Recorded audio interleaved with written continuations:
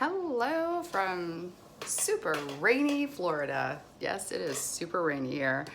This is basically just a test to see how it works with the lighting in here, and yeah, the lighting seems to be working pretty well because I can see the irritation on my forehead. No, I do not believe that is from any makeup or product I use. However, those who follow alternate thinking of medicine such as TCM, traditional Chinese medicine, I believe that's where this stems from, is any sort of forehead breakouts on the face mat is indicative, that's a hard word to say, indicative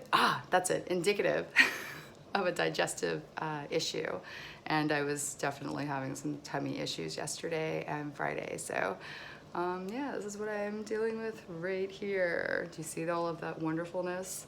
And just in case you're wondering, look it up. It's traditional Chinese medicine, and it's the face map.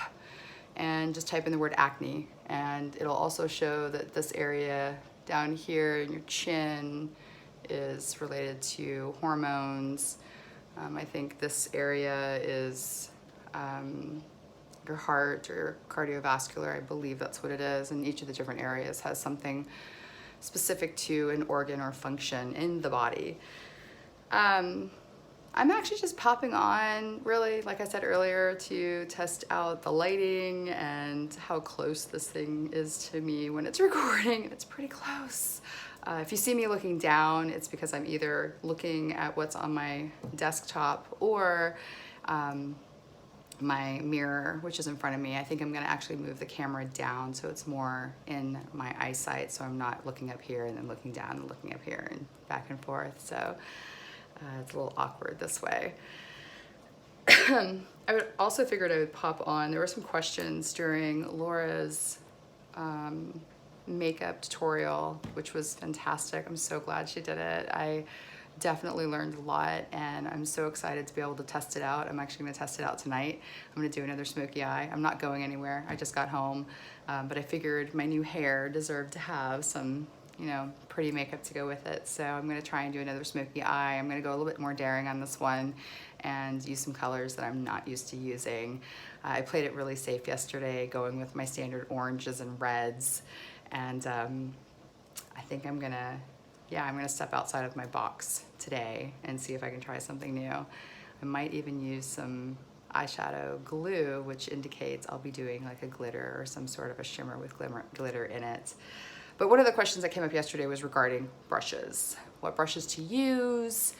I know that was something that I was wondering too, because I kept watching these MUAs and their vlogs, their video logs, and they were talking about all these different brushes, and I'm like, why are there so many brushes? I would get a Maybelline set, and it would have one of those little styrofoam or whatever it is brushes, and that was used for everything, even if it had multiple colors. And then as I started watching these videos over the last year, I started realizing that each of the different brushes has a different function. And not necessarily that you have to use it for that particular function, but if you find a brush that works for you in either defining and smoking out your lower lash line, or blending in the crease, or packing on products better than something else, use it.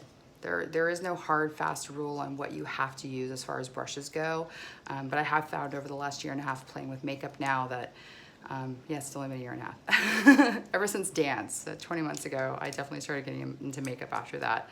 But I have actually found out that for my own personal use, and it may be different for you, you may like using those little styrofoam or whatever they are, I don't know, some sort of foam applicators. It may work fabulous, and I have seen people actually using those today for various functions in addition to brushes.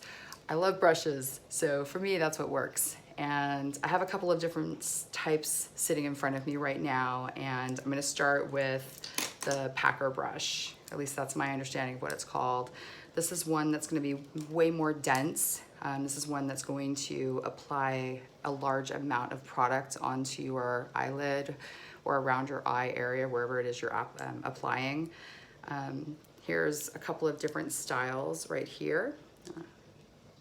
I like to use these two for my eyelid. They're really nice. They fit the shape very well. It just gets right in there and it packs it on. I don't brush with these, brush the product on, because that's just gonna smear it off and dust it away.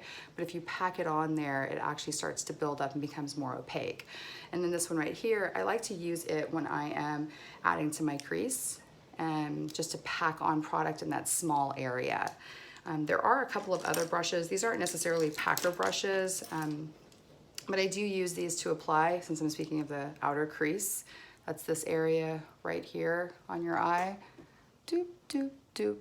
That outer V, you may hear them saying, the MUAs. I love the pencil brushes. These two pencil brushes, I think one's a Morphe, and actually they're both Morphes. Very inexpensive brush sets. You can buy them individually or you can buy a set. The pencil brushes I love because they're so tapered. See how it points off right there? And you're really able to get in and isolate exactly where you want. I like to use these also to do like a faux eyeliner. I'll use powder instead of eyeliner at times. I have very oily lids, and even though I use primers and pomades or set it different techniques to try and keep it from getting oily in those areas, I still run the risk of mascara and eyeliners smudging out and tearing off, especially during competitions. Oh my goodness, it's horrible.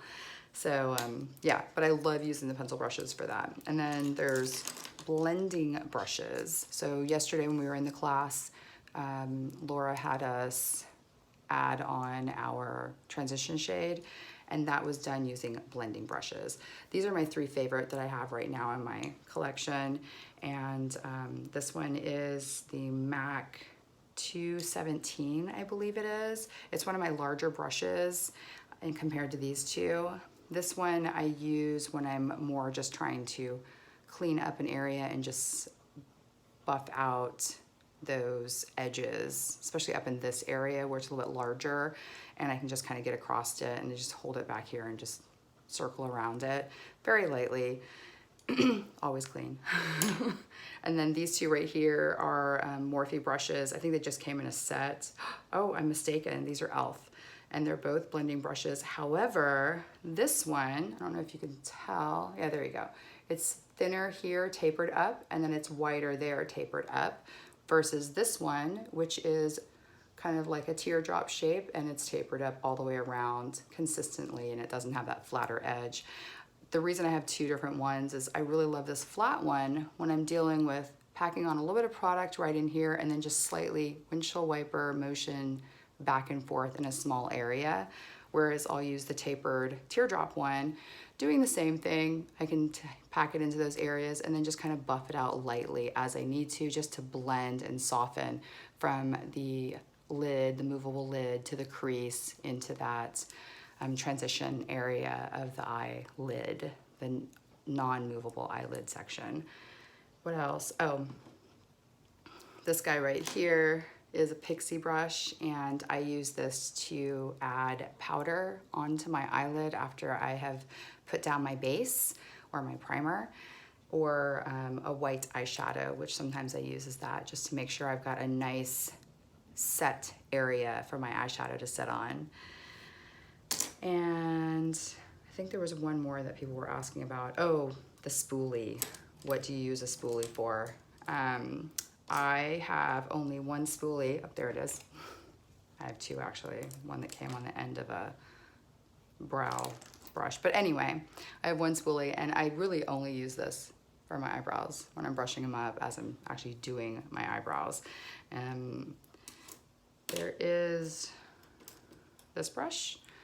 This is an e.l.f. brush, if I'm not mistaken. I do not remember the number on it, and has wiped off. This is for smudging out the bottom lash line after I've added on eyeshadow or eyeliners. And this is my highlight brush. And this was actually one of the questions that came up yesterday, is what kind of brush do I use if I want to put on a powdered highlight? How big does it need to be? How dense does it need to be? And you can use one of your blending brushes. However, that's already going to have product on it.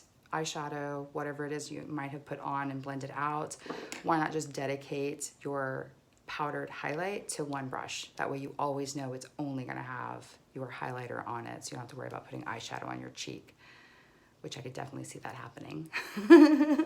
Anyway, those were the items that I wanted to go over, and hopefully this information helps. And yeah, I'm at 10 minutes, so I'm gonna let you guys go.